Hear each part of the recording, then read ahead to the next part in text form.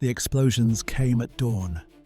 One by one, across the still black water of Singapore Harbour, warships and cargo vessels shuddered, buckled, and began to sink. 6 detonations tore through Japanese-occupied waters that morning of September the 27th, 1943. And nobody in the harbour knew where they had come from. There were no Allied planes in the sky, no enemy fleet on the horizon, no troops storming the docks. The Japanese garrison scrambled in frantic confusion.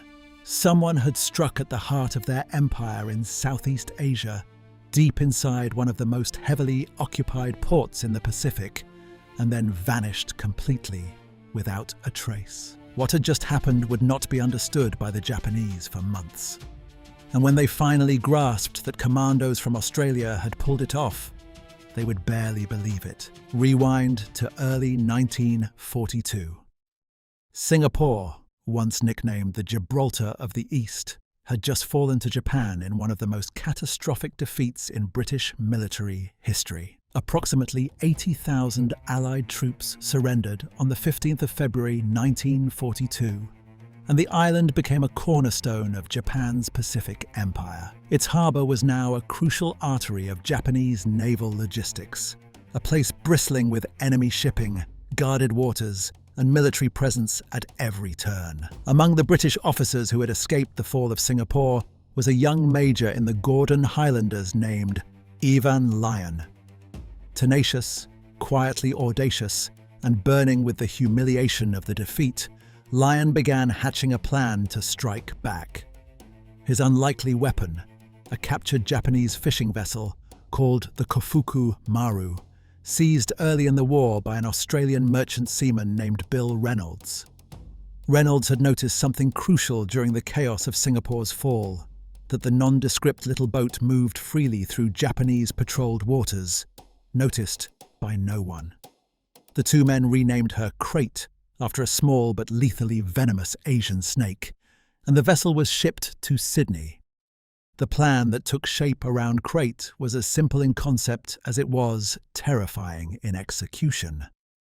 A team of commandos, disguised as the local fishing crew the boat already resembled, would sail her nearly 2,500 miles from Australia, deep into Japanese-controlled waters, all the way to Singapore. From there, a small canoe team would paddle into the harbour at night and attach limpet mines to enemy ships. The mines, set on delayed fuses, would go off hours later, by which time the men needed to be long gone. The operation was assigned to Z Special Unit, a covert sabotage formation of British Special Operations Executive and Royal Australian Navy personnel.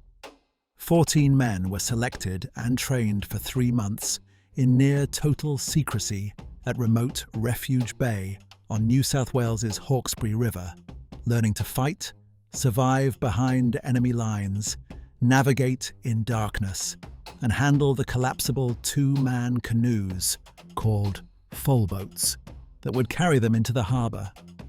On September 2nd, 1943, the Krait slipped out of Exmouth Harbour on the remote northwest coast of Western Australia and pointed her bow northward into the Pacific.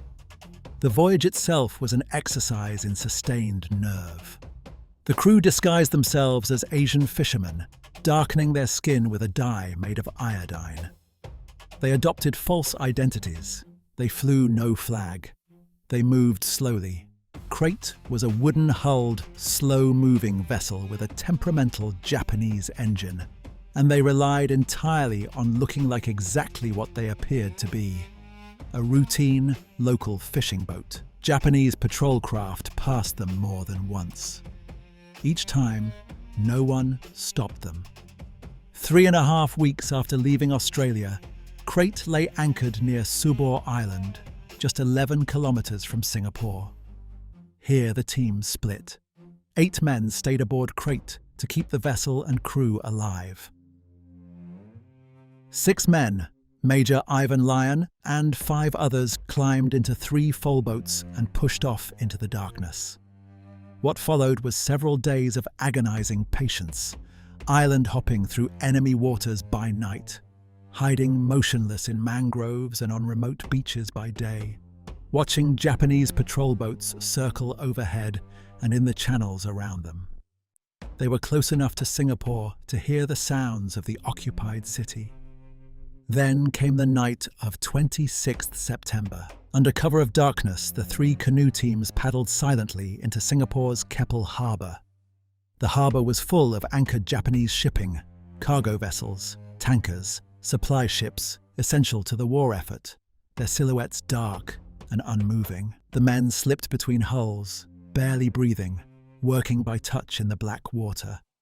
One by one, they fixed magnetic limpet mines to steel plates below the waterline, setting delayed detonators before pushing off quietly and moving to the next target. There was no gunfire, no alarm, no confrontation, just 6 men and the cold geometry of stealth and calculation. They paddled out the way they came and vanished into the night. When the mines exploded the following morning, 6 detonations ripped through the harbour. Sources differ slightly on the final toll. The Australian War Memorial records 7 ships sunk or badly damaged. Other accounts cite 6, with 1 mine failing to detonate.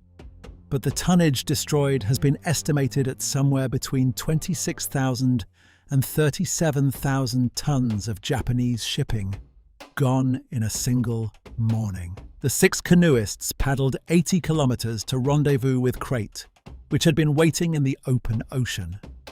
They collapsed aboard exhausted, and Krait turned south for home. On the 19th of October 1943, 47 days after she had departed, Krait slipped back into Exmouth. All 14 men returned alive. Not one Allied casualty. The Australian High Commission has called it one of the most successful commando raids of the entire Second World War. But the story does not end there. The Japanese, utterly baffled by the attack, never considered that it could have come from Australia. The distance seemed impossible, the audacity unthinkable.